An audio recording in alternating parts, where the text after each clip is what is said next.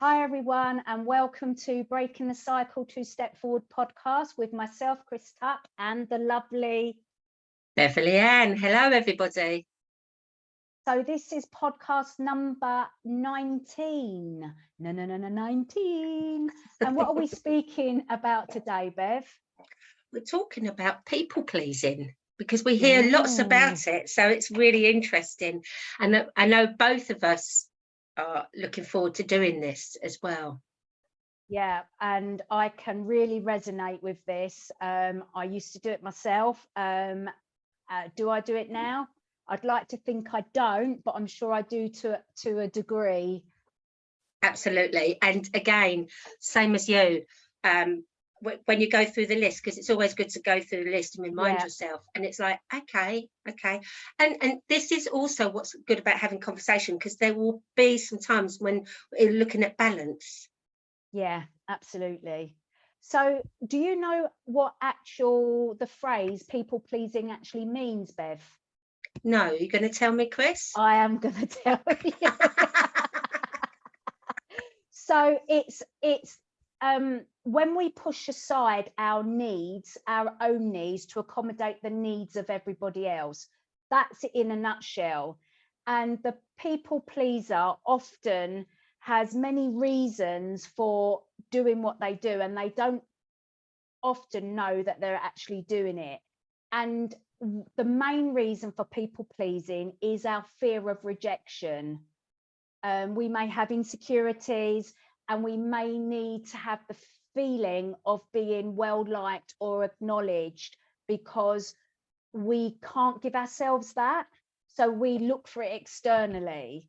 But often when we look for it externally and we are let down by people who we truly believe we've helped above and beyond, and we're not getting it back, then we are going to have negative thoughts and negative feelings about that. And we are also probably going to be quite angry, resentful, and just internalize it and turn it towards ourselves, because we're looking in the wrong place.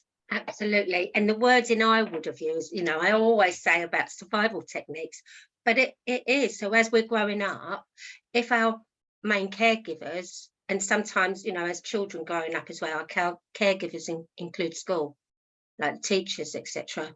But if our main caregivers are unable to give us what we need, or like you're witnessing violence or you're being abused, you're trying to, especially if you're being, if it's physical abuse and you're being told forever that you're not doing something right, you're thinking, even as you internalize it and then think, well, if I'm really good, or if I do this, I'll keep them happy and they won't lose their temper, or they won't do this.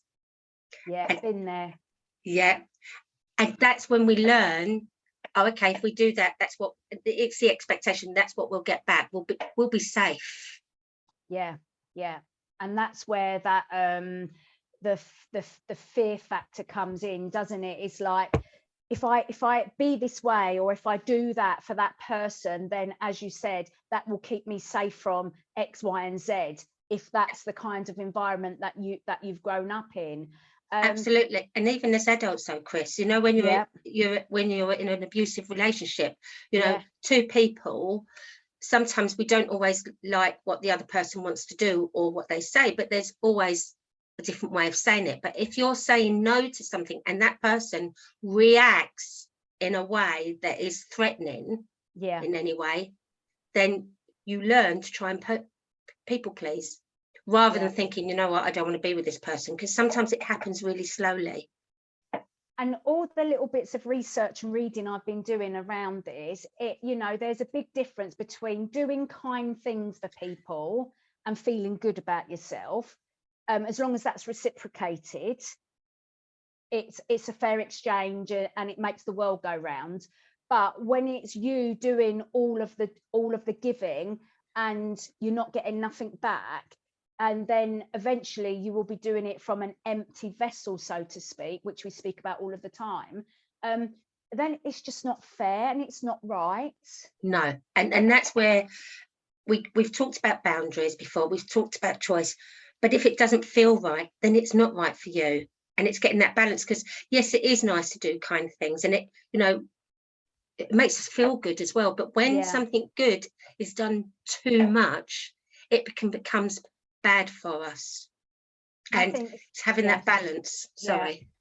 Especially when those people that you've been kind to, or you've gone above and beyond for, they don't see, or they don't have any boundaries, and they just expect more and more from you, then obviously that's going to end up in a situation where they just want more, you can't give any more, and something will break down, and then often friendships are lost, relationships are lost, and also then that has a negative impact on your own self-esteem and self-worth. Absolutely. And then there's the other way though. If we keep giving out to other people and expecting them to give back, yes, right, and when I say expecting, you know, where we feel like unloved at times, we may give someone love, continual love, but then they're not giving that love back, and then it's like, well, why? What's wrong with me? I did that for you. Well, actually, you're looking to somebody else to provide something that actually, that's when we need to be able to look inside ourselves and then think, okay, what is it that I want? What is it that I'm not fulfilling for myself? Yeah. So it's almost like you need to be in a place where you decide what you're going to give, you decide what you're not going to take, and you decide really what you're freely going to give out without no expectations, without no strings attached. So then you can't get hurt, and you can really reap the joy out of the giving. Yeah. And this is where relationships and communication is really important, because it's that learning. So we know, and we can go through some examples, you know, saying yes to doing something when actually you don't want to do it. Yeah, yeah. It's hard. You know, but, you know, oh, but they won't like it if I don't do it. It's the expectation. Well, actually, is it right for you?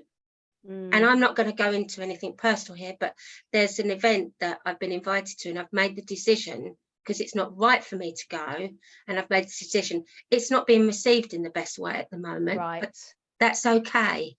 But I've made it for the right reason. It will be fine in the long term. It'll be fine. But that's the decision that I've made that's the best. This is something that I've spoken about before as well. Not necessarily in this podcast, apologizing for things they're not responsible for. Yeah, that's a classic sign of people pleasing. And I find if I'm saying sorry, it's like, whoa, hold on, what am I saying sorry for? Because we get into that habit. Yeah. So I try and turn it around to thank you. Thank you for bringing that to my attention. Thank you for waiting for me. So thank you for waiting for me when I'm a bit late. Do you see what I mean? But we do sometimes, you know, find ourselves slipping back. Oh, sorry, I'm late. Yeah, there are some people though, because their self-esteem is so low because of what they've been through, that apology for everything, they're almost apologizing for themselves being on this earth, you know. And it's like, please stop apologizing. We say it because I've got close people in my circle that do that all of the time, and it winds me up. It really winds me up. I'm like, please stop apologizing. But the thing is, they're coming from a place where they've been so low for a long time that that's all they know. They feel that they have to apologize because of the way they've been treated. So I have to be really mindful that when they apologize, I'm like, to back down, get off my high horse and stop apologizing, really get on my nerves. Why are you apologizing? You've got nothing to apologize for. So to bring it all down, you know, because I'm like, you've got nothing to apologize for. You've done nothing wrong. But we've got to remember that some people have been so, in commas, beaten down by the way that they've been treated, that we do need to be mindful of how we respond to them. Yeah, because otherwise we're reinforcing unintentionally those feelings of, you know, feeling unworthy, etc. Yeah. But then it's also nice to say it in a calm way. You don't need to keep saying sorry. I'm giving you permission. What's another word? Yeah. So what about yourself? You've got some there on your list as well. I have. So I just wanted to talk about some of the characteristics of people pleasers. So here are some signs that you may be a people pleaser. You have a difficult time in saying no. That was me. I'm sure it was you. Yeah. You're preoccupied with what other people think of you. That was me. Yeah. You feel guilty when you do tell people no. No, not now. I have been there. No, this sorry. is have been, not now. You fear that turning people down will make them think you are mean or selfish. You agree to do things you don't like or do things you don't want to do. And that's when it started to really make me think, because when it didn't still sit right with me, I was like, why am I doing this? Why?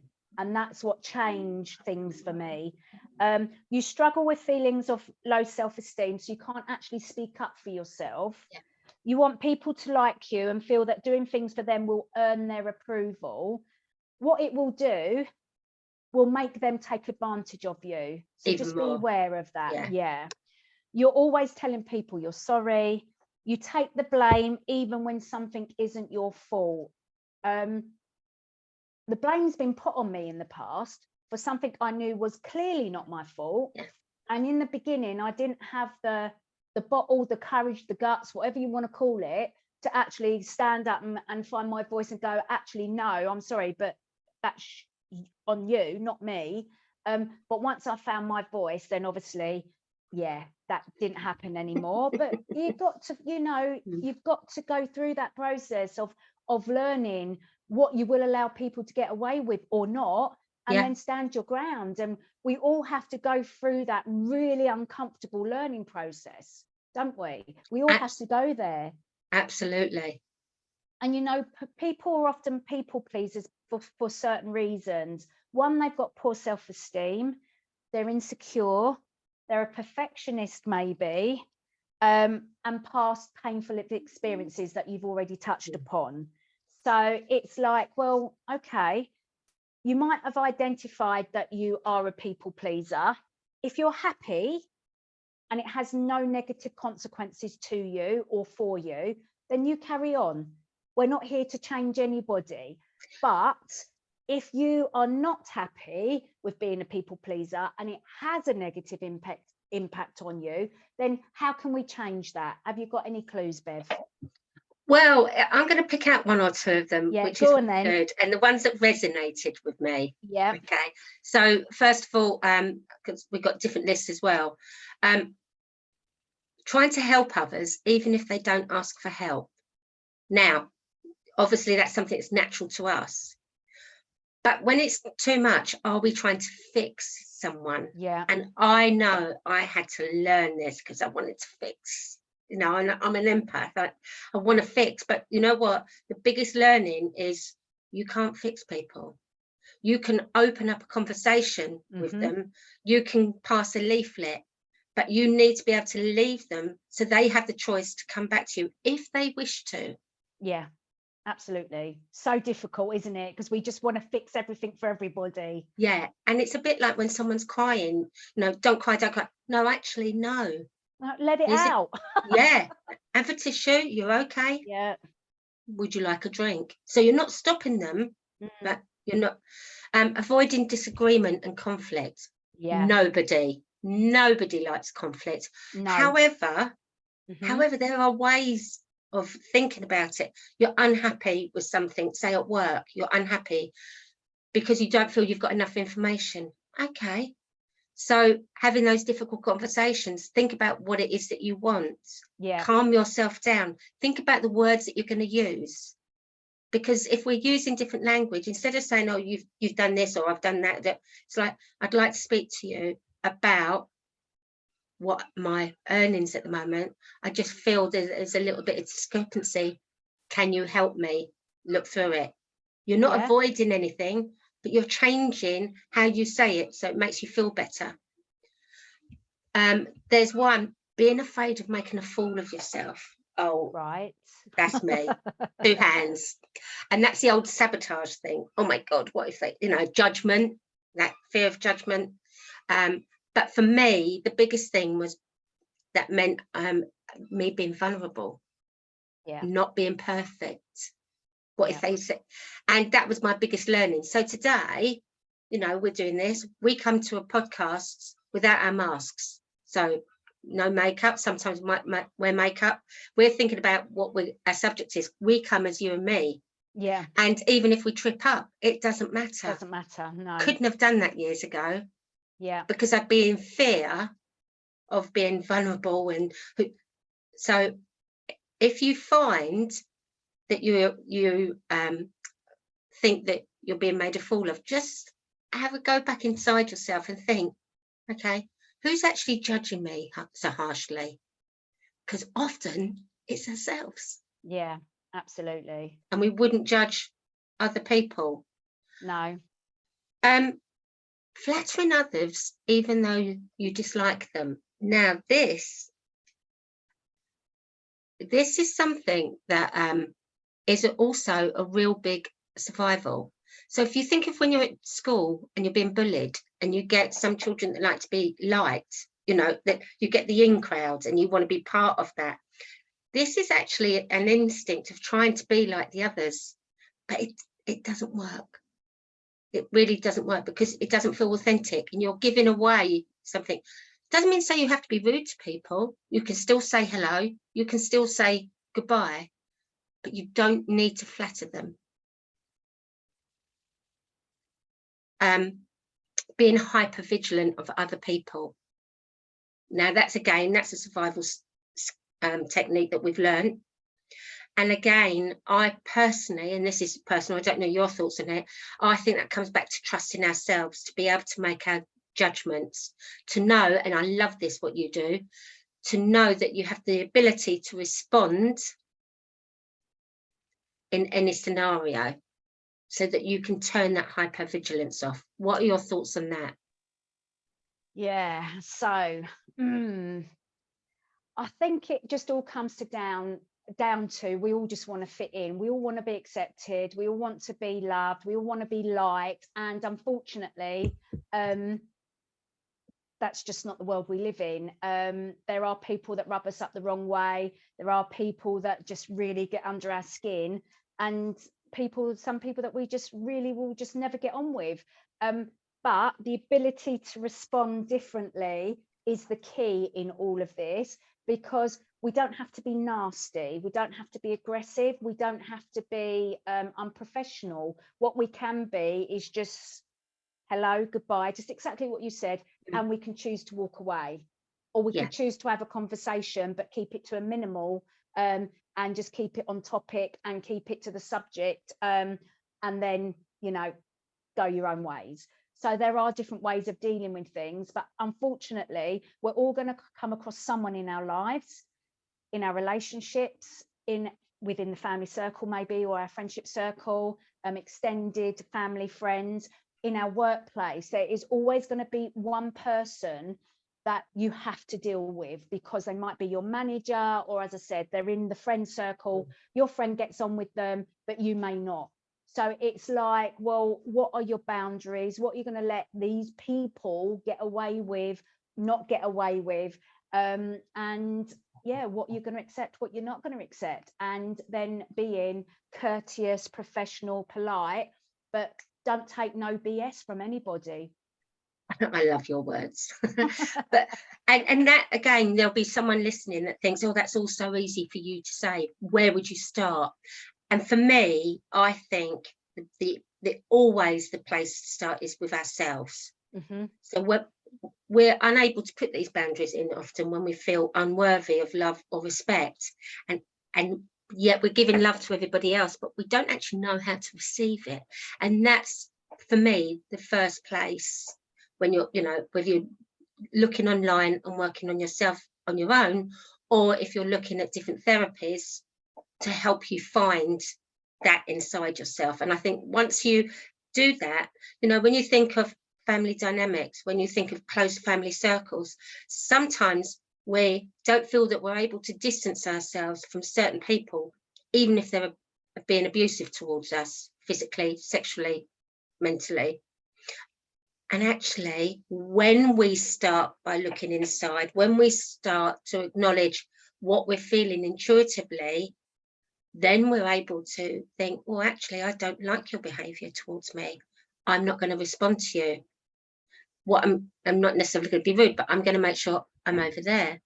Or I'm not actually going to come to that event because I know there's a few people and you're going to be there. Or I'm going to go to that event, but knowing that you can leave earlier. So I hope we've been able to, without overwhelming people, give them some ideas and thoughts about this, because we all learn to do it. We do, just by going through things, don't we? Lived experience. Yeah. But for me also, especially in the work environment, the more you give, the more you show that you're capable, the more you show that you know, we all want to get on and we all want that bit of promotion and we all want to be recognized for a good job done. But the more you give without receiving something back in return, a thank you, a raise, a promotion, especially if you know you've really been working hard and you deserve it, you're not getting none of that payback, which you do deserve over time. If you're not getting nothing and all they keep doing is dumping more on you or expecting you to work longer hours, whatever the situation is, then there is going to become a time when you're going to have to say no more, because your health is going to take a battering, or you're going to end up being feeling really, really resentful. And most people that I know that find themselves in that situation within employment, they end up leaving the job rather than standing their ground and having that conversation. They will leave. And it's like, well, let's try and see if we can resolve it before we leave, if at all possible, because there are ways and means of doing it, you know. And you deserve all of the rewards for working hard and giving to a company. We're talking about employment right now, but you can equally put that into a relationship. If you're giving all of that in a relationship, then you do deserve the rewards and the commitment back, for example, or whatever you're giving, you do deserve it back. So it might come to a time when you go, actually, this ain't working for me. And what are you going to do about it? And only you can decide, and only you can take that action. But sometimes there's some advice, is if you're really unhappy and you don't feel that you can have that talk because you don't know how they're going to respond, well, start looking for another job. But before you leave, if you need to, go for the interview, etc. But then you can have that conversation if that works for you initially. Do you see what I mean? Because obviously some people are afraid that they're going to be asked to leave, etc. And they need that income coming in.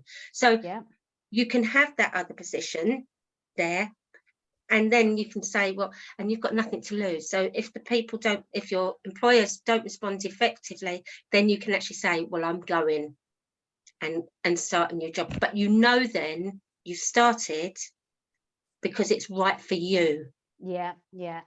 So I was just using my last analogy in employment to take to relationships. I wouldn't recommend doing that one in your relationship. No. We make that one clear, make that very clear, because often if we're unable to express, and we all do this because we have different language as well, but if we're unable to feel that we can't express ourselves about what we want, write it down. Write it down. But one of the things, and I know this is something that I've done, suppressing anger, sadness, or other negative emotions. And I will say that's what a lot of parents do with their children. Right. Very common, because they don't want their children to in a divorce. I know I put my hand up here. I suppressed how it made me feel emotionally. I didn't want my children to see. I felt like I was falling apart at different times, and I didn't want them to see that. If I was now to go back, I think I would have changed some of that. I would have let them see some of it so that they can actually see it's okay. Yeah, do you see what I because if they're mean? not experiencing it and seeing it, and then you're not talking about it, it's almost like you're brushing it all under the carpet and everything's okay. And then when something comes up for them, how do they deal with it? Yeah, and that's why I wanted to share that, because people listening are thinking, oh, it's you've all got it together. It's like, no, Nah. we've had to learn. We've had to learn. And there'll probably be times when, if you went down our list, that we could think, oh yeah, definitely. Yeah. I'm looking at the list now. Yeah. And there are times, avoiding disagreement and conflict, there are times when it's right to keep safe. So if someone's shouting at you and you're not in the best place, keep quiet then, but you can always go back. Yeah, I think the biggest thing that I've learned is when there's two people in a height of emotion, it's not going nowhere. So the best thing to do is either to be quiet, walk away, and then come back for a conversation once it's all settled down a little bit. Yes. Because otherwise, all you do, once one firework's gone off, another one's just going to go off, and another one, and then bang. It just doesn't work. And also, our egos do get in the way. Have you ever had an argument with someone, then you walked away, and then it's like, oh, I should have said. If I'd have said that. Actually, really, no. Yeah. Go away, let it calm down. Write what you've got to write down, even. Do you see what I mean? And then that's when, get it all out. That's when you can have that challenging conversation, but in a better way. Yeah. So I always have someone on my course or comes into my little life that says, but all I do, that's me, that's what makes me, is I give, but no one gives back to me, and now I'm feeling angry, I'm feeling resentful, I'm feeling tired, I've got no energy, I'm this, I'm that, and I say to them exactly what we've just shared right now. You've got to look within. You've got to be able to put your boundaries in place, and you've got to work out for yourself, what do you want out of your life for you? Yeah. Top level, then each relationship, because each relationship's completely different, and in your work and for your health. So just look at all the different components of your life and just work out what it is you want just in one area, because when you do one area, it will have a positive impact everywhere else, because it's that ripple effect. But you can't keep moaning about it if you're not going to change nothing. So you do have to do some work at some stage. So 2 things. The first thing is, if you keep standing in the same puddle, you're still going to get wet. Okay. Yes. I like an analogy. But also, I'm giving them my love and they're not giving me anything back. My first thing would say, well, what do you do to give yourself love? Yeah. So it's not telling anyone, it's asking that question. And that is quite powerful. Well, it's very powerful, because people go, oh, what do you mean? Say, how do you give yourself love? Because once you are able to start with that, then you can start looking at the other bits. Because if you're not giving yourself love, how do you expect other people to give you love? Because you don't know how to receive it either. And that's not said in a judgmental term. Been there, done that. Yeah.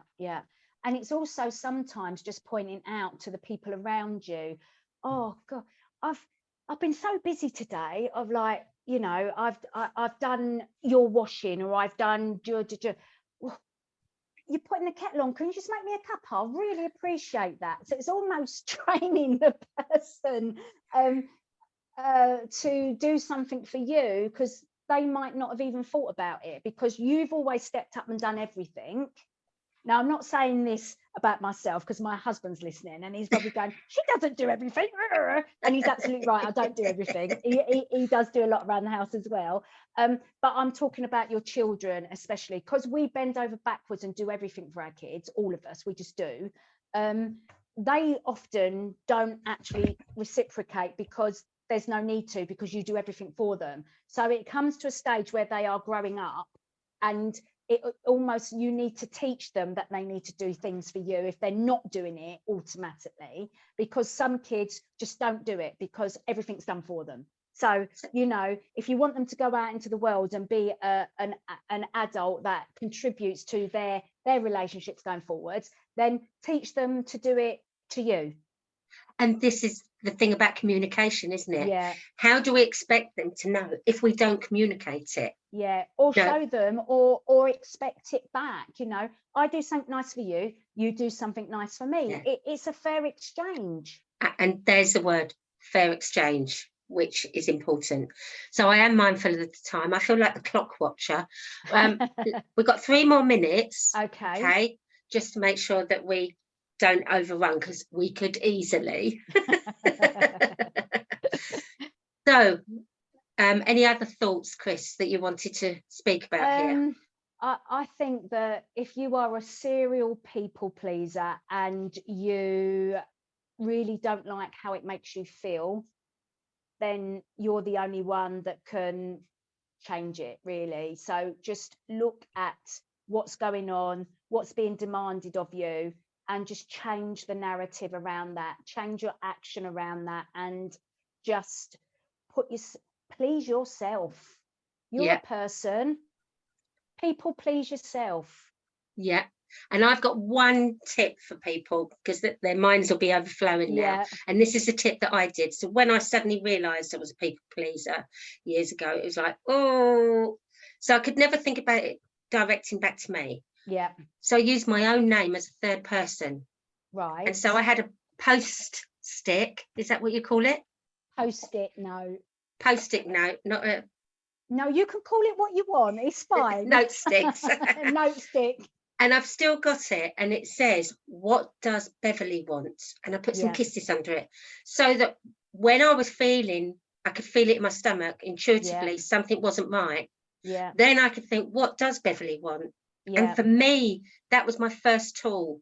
So what do you want? Do you want to do that? Don't you want to do it? Yeah. And I know you can't always do that when you're learning in the moment, but it helps. It helped me anyway to focus, but open my mind to it. Yeah. Oh, choices. And I've still got the same post-it with that written on. See, I'm changing my language. You can call it a note stick. It's fine. So I just wanted to share that with people. All right. Yeah, that's brilliant. So that's the end of episode 18, is it? 19? I don't know. 19. And that was Coco. 19. Yeah, and that was Coco barking in the background. So we'll say goodbye. Okay, and we'll see you in the next session, everyone. Yeah. Please put your comments below. We'd love to have them, and any ideas of shows you want to hear our opinions on would be great. All right. Speak to you later. Bye-bye. Bye, everyone.